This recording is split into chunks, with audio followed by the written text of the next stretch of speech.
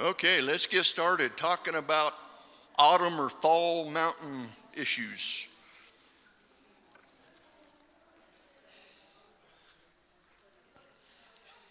Sandy, are we going to start with the hunting slide?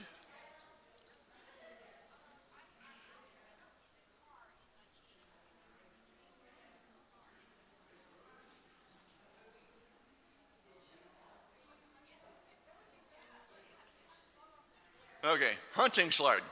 Reason for this, when you're out hiking and walking your dogs and stuff like that, there's people out there with guns that are looking for things that are brown and moving around, or archery.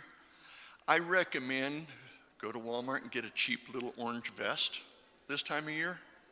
May not be a bad idea. Another thing going on right now is mushrooms again. If you have dogs, watch those mushrooms and don't pick them by hand.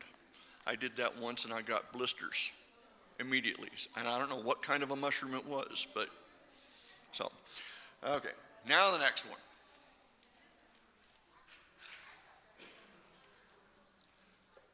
Show of hands of anybody that knows hyperphagia. Oh, we got a couple.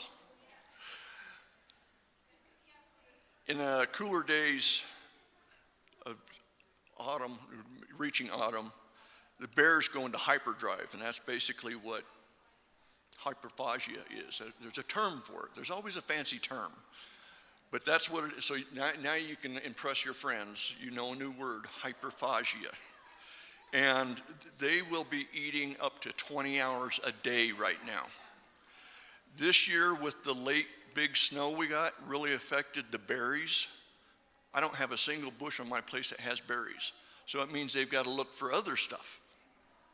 Well, I mean, there are some berries, but it's just, last year I was loaded, and this year, and it's like, well, so the bears got to look for anything they can, so keep that in mind. You know, their biological clocks are ticking right now. They've got a pack on, and they're going to be looking at adding up to 4 pounds a day right now. So, and remember, not only they're eating a lot, they're going to be drinking copious amounts of water. So around water sources, keep an eye out more. You're going to see them more because they've got to be able to process that food. So around your house, if you do have areas that are prone to bears breaking in, something I found on, go to the next slide. This is provided by the Montana Fish and Game, talking about deterring bears with electric fencing. I never thought about it, but you can do it for cattle and you can do it for horses, so, or dogs or whatever else. So if you do have sensitive areas that you can't keep up with them, look at that.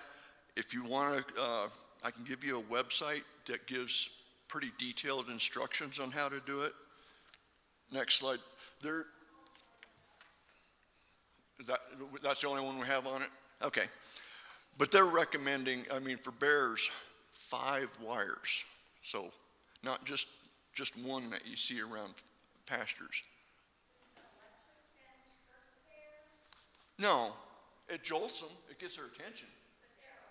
Yeah, no, it does not harm the bears. It's just like with for horses and cattle and dogs, it's the same kind of fencing. It just gives them a jolt and tells them not to go that way. But like I said, for dogs and horses and cattle, you can usually just do one strand midway. A bear, it doesn't work that way. So you got to be a lot more aggressive. But yeah, this is a pretty fancy design there that they did.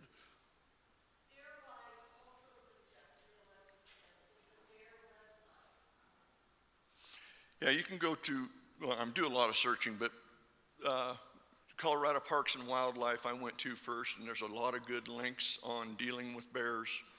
And they even pointed to this Montana Game and Fish for learning about how to deal with bears with electrical fencing. I never thought about it. I'm surprised that they haven't attacked my barn because that's where I put my trash, and I go every 2 or 3 months, and you think I'd have claw marks all over the way. But I guess I have 5 dogs running around, so it kind of keeps them away. So I don't have to do electric fencing. Any other things that anybody else living up here lots of years think about in the fall that we need to think about? And just remember, just because it's cooler doesn't mean you don't need to drink as much water. because we're still real dry air, and older we get, the more water we need. Huh, Sandy? Okay. Anybody have any questions or anything to add? Pine cone issues?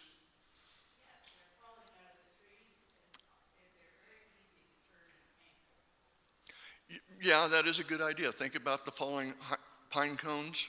Um, and it's an advantage to me. I always wear a hat because those big ones with the pointy tips, they fall on your head. It doesn't feel good. So, if you're going to be playing around outside, maybe wear a cap or something on your head.